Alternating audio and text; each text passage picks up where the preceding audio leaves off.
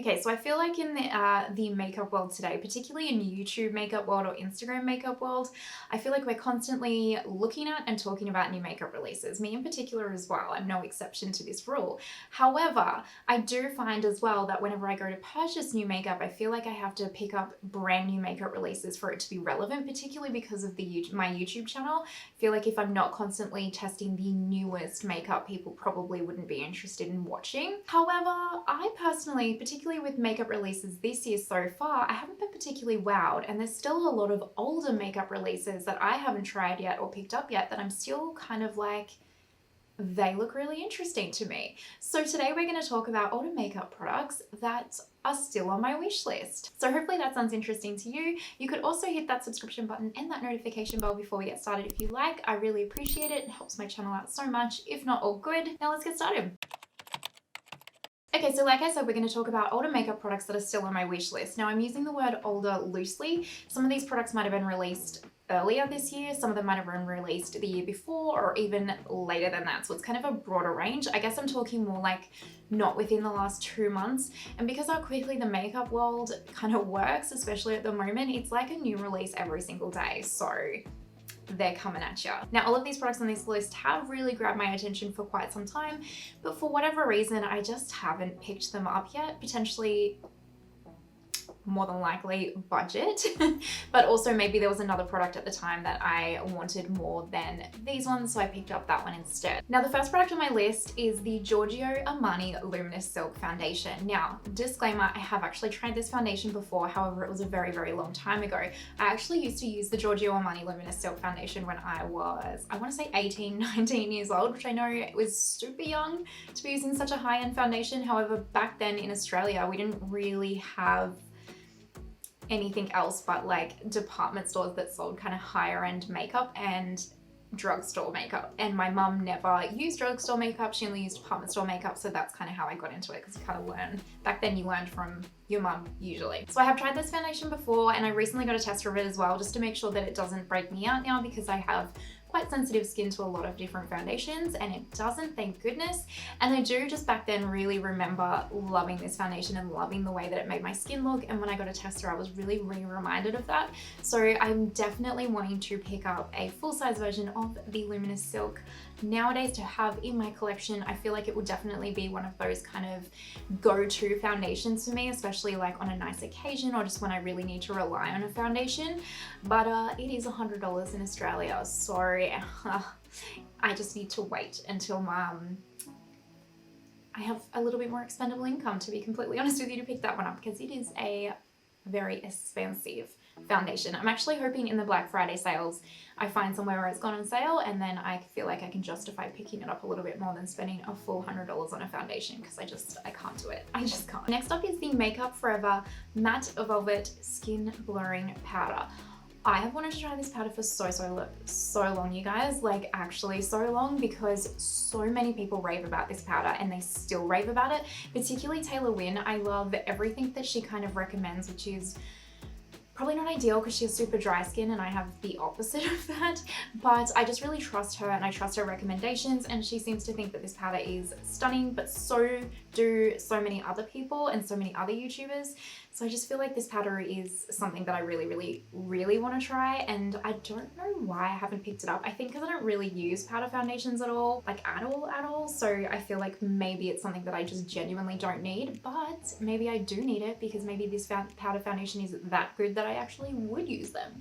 I also just really need to decide for myself if this really is as good as people say it is, you know, because I'm one of those people that's like, is it? It's not until I've tested it and that I can say, okay, yeah, you're right or wrong. I'm just one of those people, I'm a Capricorn, you know. Anyway, so yes, I really want to try this. I, again, am going to hope that this goes on sale on the Black Friday sales coming up, and if it does and it is on a discount, then I will pick it up, but if not, I'll continue to wait, just because I don't really want to spend 67 Australian dollars on a powder foundation, especially because it doesn't look that big, doesn't look like you get a lot of product, and it's not something that I desperately need. So I'm just going to see if it goes on sale, I'll pick it up. If not, maybe at a later time. Next up is one that, no joke, I was constantly watching reviews on and constantly watching people really, really rave about it. Particularly, I think the first person was Jacqueline Hill, who just like went absolutely crazy for this particular product. And I would watch it on all these YouTube videos being like, I just don't think this is as good as they're saying. I just don't agree. It's not for me. I'm not going to get it. I'm not even going to look at it. And then one day I just happened to stumble across it and was like, I'm just going to swatch this and really just see what people are talking about, and completely fell in love immediately. And to be completely honest with you, I actually have no idea. I do kind of, but I have no idea really why I haven't actually picked up this product, because going by the swatches, it is stunning. And it is the Benefit Cookie Highlighter. If you have seen this highlighter at all in person, you know exactly what I'm talking about. This highlighter is beautiful. It's not a natural glow from within highlighter, so if you're looking for that, it's definitely not the product for you. However, if you are someone that does like a good glow of a highlighter, it is gorgeous. Gorgeous. And I haven't tried it on the face yet, so I can't say, but I'm going to assume just by even just swatching it on the back of my hand and what it kind of looks like, it doesn't seem like it emphasizes texture. It just seems like it's almost like a creamy, powdery, like a creamy powder of a highlight. I don't know how to describe it, but it looks beautiful and I want it. And I definitely really want to pick it up by the end of this year, because I keep thinking about it, which is weird, I know, because it's the highlighter, but I do. The reason why I think I haven't picked it up is I just hate Benefit's packaging. I hate that cardboard box. I mean, at least it's a cardboard box, it's environmentally friendly, but it's just like such a waste. Like, it's the weirdest packaging to me. I hate it. It doesn't look good. It's frustrating to get your brush in there as well. I just hate their packaging so much, and I think that's the biggest reason why I haven't picked it up. But I think I'm just gonna go ahead and suck it up, you know, first world problems and everything, and I'm gonna pick it up. And I'm hoping that this is going on sale coming into the Black Friday sales, because if it is, I'm straight in there and picking that up. But probably by the end of the year, I'm just gonna pick it up regardless, because I can't hold out any longer. It's too beautiful. I actually have two Huda Beauty products that are still currently on my wish list that I've kind of been lusting over since they came out, and I really, really do actually want. And the first one is the Huda Beauty Tantour, because I love cream bronzers and cream contours. I just love them, and I really want to try hers because people keep raving about it constantly. Like, even still to this day, I still see so many YouTubers bring that product out and use it in their tutorials and say how good it is. And I just think for a YouTuber to kind of bring out a product consistently, especially like months down the track when the product has already been released and there's other ones that have been released, you know it's generally a good product. So I am keen to try that out. I've been nervous to try it because her products always have heavy fragrance in them, and I'm worried that it's going to break me out. But I don't believe this one has fragrance in it, because I did go into Sephora and kind of smell it to make sure, and I think it was fine. So I think, again, if there's good sales for Black Friday for Huda, I think I'm gonna kind of maybe pick this up. This should actually just be a Black Friday wish list, honestly, because most of these products are things that I want from Black Friday if they're on sale. And the other Huda product that I do really want to pick up is the Mercury palette. Now, when the Mercury palette first came out, or is the Mercury Retrograde palette, whatever it's called, I'll put the name here. And a photo. When this palette first came out, I was in love with it. I was so drawn into the color scheme of it. It was quite a unique color scheme for the time that it came out. I immediately was just drawn in. Now, I have her Nude and her Desert Dust palettes, and I think that they are beautiful palettes. I love the color schemes of them, particularly the Nude. It's just such an everyday wearable palette. I wouldn't say her formula is particularly groundbreaking, at least in those two palettes. I think it's a good formula, but honestly, like, it's not groundbreaking, and personally I even think Colourpop's formula is better. But the reason why I keep going back to her palettes is just the uniqueness of the color schemes. They really kind of draw me in. So when I saw the Mercury palette, or the Mercury Retrograde palette, or whatever it's called, I just lusted over it straight away. I was like, that is it, I am buying it. And then the Australian dollar price point came out, and it is 115 Australian dollars. So that really threw me back, like took me aback. And I think I was really hesitant because, to be honest with you, the formulas of the Nude and the Desert Dust palette to me just weren't worth that price point. So basically, at the time when it came out, I really was just like, I'm not gonna pick this up, I can't justify it. And there has been sales since, and even then, I'm just kind of let it go thinking you don't need it, brush it off. But I keep going back to that palette. I keep getting drawn back into that palette. And recently I played with the palette because one of my friends has it, and it's a really, really pretty palette. And I actually feel like the formula is a little bit better than her other palettes. So I think I will pick this up soon. I'm not sure when. If it has a big discount, maybe, but I'm not sure when, but it is definitely something that I've still got my eye on, and I think I'm going to pick it up maybe in the next 6 months, because I really keep getting drawn back into that color scheme. Now we're getting into a bit more of like some real throwback products here, or a little bit more of some throwback products here. And the next one is the Stila One Step Correct Primer, which I think is kind of a bit random that I all of a sudden really want this, but I have kind of just annoying skin at the moment. Sometimes some days I have literally flawless skin. I can't complain about it. It's awesome. I'm one of those girls that likes tinted moisturizer now.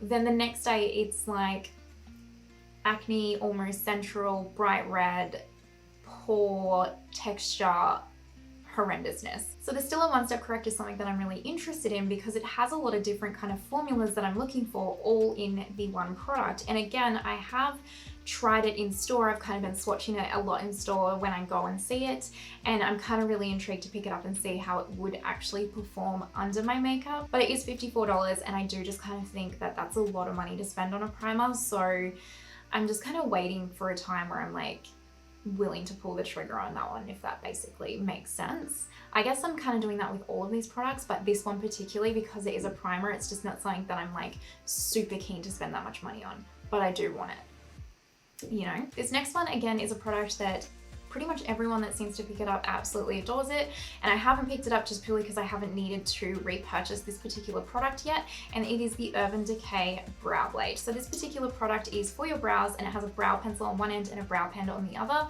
and for me this is like a perfect product because I use both brow pencils and brow pens for when I do my brows, so I'm super interested. It seems like it's a really good product. It is pricey. I think it's about 40 Australian dollars, maybe 50, so again it is something that makes me a little bit more hesitant to pick it up, just because I can get a ColourPop pencil or a BH Cosmetics pencils for a lot cheaper. But I think I am going to pull the trigger on this one. I've got a couple more brow pencils to work through and one more brow pen to work through before I need a new one, and then when I do have to replenish my brow collection, I'm going to pick this one up and try it because I just can't hold back any longer. I need to see if it's any good for myself, and I like the thought of it being like one in the pencil, one in the pen, and just all in one. It's really super easy for someone that uses both of those products on their brows every single day. Next up on the list is an eyeshadow palette that originally drew me in when it came out, but when it did come out, I was kind of on a bit of a makeup no-buy. I wasn't really posting on my Instagram or my YouTube channel. I was taking a bit of a break, and I was like, you don't need to purchase new makeup right now because you're not actually really doing anything with it. So I kind of just banned myself from buying makeup altogether. However, I was really intrigued with this palette when it came out. I've always wanted to try this brand because again, it's one of those brands that people are like, oh, the quality is incredible and they're amazing, and it is like a more expensive brand, but they're worth the price point. And the palette is the Viseart Aperol palette. Now this palette is probably one of their palettes that really, like, their color scheme has drew me in because I do really want to try the brand. I'm one of those people that's like, well, it's going to be expensive for a reason, so let me test it and see if it is worth the actual price point. However, a lot of their palettes are, their color scheme doesn't really particularly draw me in, or it's a color scheme that I really have so much in my collection I just can't justify that price point on colors that I already own. But the Aperol one is just beautiful, and yes, I probably already own most of those colors, but it's just beautiful. It's like the exact kind of color scheme that regardless of how many times I purchase, I'm like, I need it, I just need it, okay? And also the name Aperol just really reminds me of every time I've been to Europe, and I just kind of love the nostalgia and the vibe that it brings to me. So I will be picking up this palette. I'm not sure when. I have no plans to pick it up yet, but I do plan on picking it up. Okay, so that is the end of my older makeup that I still would like to purchase wish list, basically. That's the end of it. Now, of course, let me know what older products are still on your makeup wish list. Is there any that's on my list that is also on yours? Or are there completely other products that I haven't even thought about that you still have on your wish list? Please let me know down below. I love looking at other people's wish lists and also looking at products that people want to pick up because they're probably products that I haven't even heard of or I haven't considered, and maybe I need to. you know. So please let me know in the comments down below. I really hope that you enjoyed today's video. If you did, you could give it a like, subscribe, hit that notification bell, do all three if you like. Thank you so much for being here and watching. I really, truly appreciate it. I hope you have an amazing day wherever you are in the world, and I will see you next time.